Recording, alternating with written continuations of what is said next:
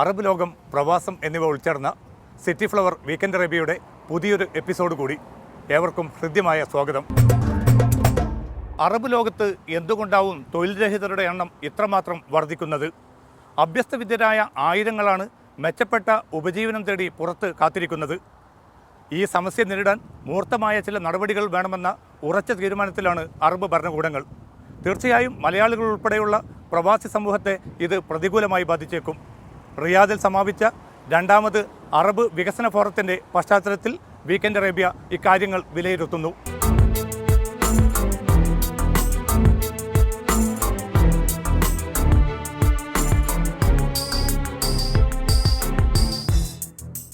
Arab രാഷ്ട്രീയ മാറ്റങ്ങളുടെ തുടർച്ച അവസാനിക്കുന്നില്ല. കുറെ കൂടി പക്വവും മൂർത്തവുമായ ദിശയിലേക്കാണ് അതിൻ്റെ മുന്നേറ്റം. അറബ് ഭരണാധികാരികളെ യാഥാർത്ഥ്യബോധത്തിലേക്ക് ഇറക്കി നിർത്താൻ സാധിച്ചു സമീപകാല മാറ്റങ്ങൾക്ക്. ഉപജാപക വൃന്ദത്തിൻ്റെ പാടിപ്പുകഴ്ത്തലുകൾക്കപ്പുറത്താണ് കാര്യങ്ങളെന്ന് അവർക്ക് ബോധ്യമായി.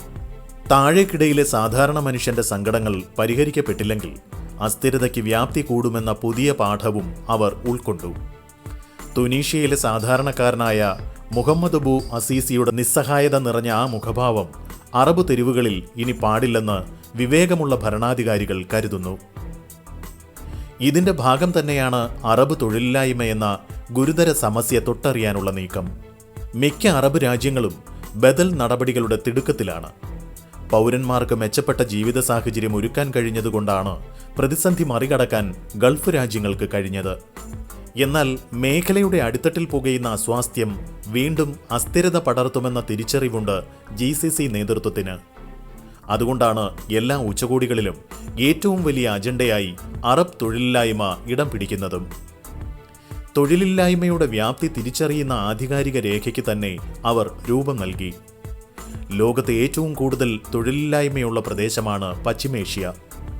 ജനസംഖ്യയിൽ പകുതിയിലേറെ പേരും തൊഴിലിനു പുറത്ത്. തൊഴിലുള്ളവരിൽ തന്നെ നല്ലൊരു ഭാഗത്തിനും ജീവിതത്തിൻ്റെ രണ്ടറ്റം കൂട്ടിമുട്ടിക്കാൻ പ്രയാസവും.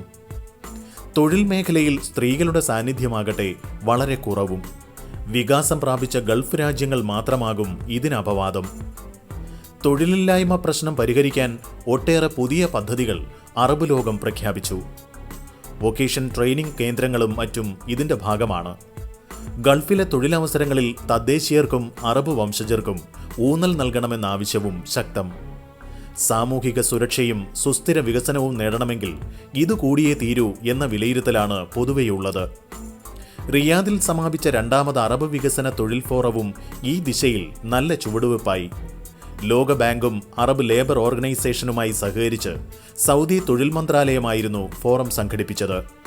അറബ് ലീഗ് രാഷ്ട്രങ്ങളിലെ ധന, തൊഴിൽ, സാമൂഹിക കാര്യ മന്ത്രിമാരുടെ സജീവ പങ്കാളിത്തവും ശ്രദ്ധേയമായി. തൊഴിലില്ലായ്മ സൃഷ്ടിക്കുന്ന പ്രത്യാഘാതങ്ങളെക്കുറിച്ച് സൗദി തൊഴിൽ മന്ത്രി ആദിൽ ഫക്കീഹ് ഉദ്ഘാടന പ്രസംഗത്തിൽ ചൂണ്ടിക്കാട്ടി. അറബ് രാജ്യങ്ങളിലെ സാമൂഹിക സുരക്ഷ സംബന്ധിച്ച അന്താരാഷ്ട്ര തൊഴിൽ സംഘടനയുടെ പഠനം സംബന്ധിച്ചും ചർച്ച നടന്നു. സുസ്ഥിര വികസനവും പ്രയോഗവും സംബന്ധിച്ച റിയാദ് പ്രഖ്യാപനവും ശ്രദ്ധേയമായി.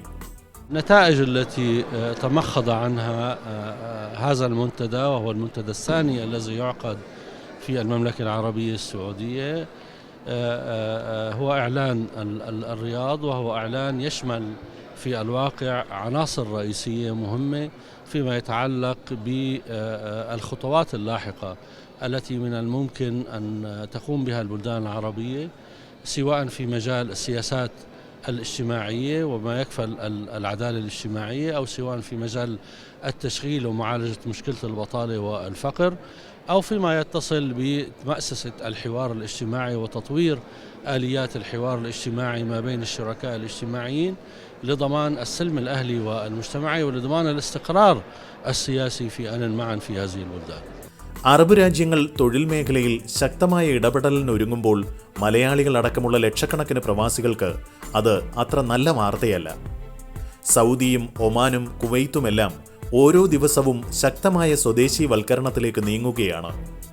അറബ് മേഖലയിൽ 20 ലക്ഷത്തോളം തൊഴിൽ രഹിത യുവാക്കളുണ്ടെന്നാണ് അറബ് ലേബർ ഫോറത്തിന്റെ കണക്ക്. അഭ്യസ്തവിദ്യരായ സ്ത്രീകൾക്കിടയിലും തൊഴിലില്ലായ്മ വർദ്ധിച്ചു വരുന്നതായി forum secretary general Ahmed Lukman പറഞ്ഞു. ഇത്രയും തൊഴിലവസരങ്ങൾ സൃഷ്ടിക്കുമ്പോൾ പ്രവാസികളിൽ നല്ലൊരു വിഭാഗത്തിന് തൊഴിൽ നഷ്ടപ്പെടും. അതിൽ ഭൂരിഭാഗവും ഉയർന്ന തൊഴിൽ ചെയ്യുന്നവരായിരിക്കും. അങ്ങനെ മലയാളികൾ ഉൾപ്പെടെ പ്രവാസികളുടെ നെഞ്ചിടിപ്പേറ്റുന്ന അറബ് ചുവടുവെപ്പുകൾക്കിനി കാത്തിരിക്കാം.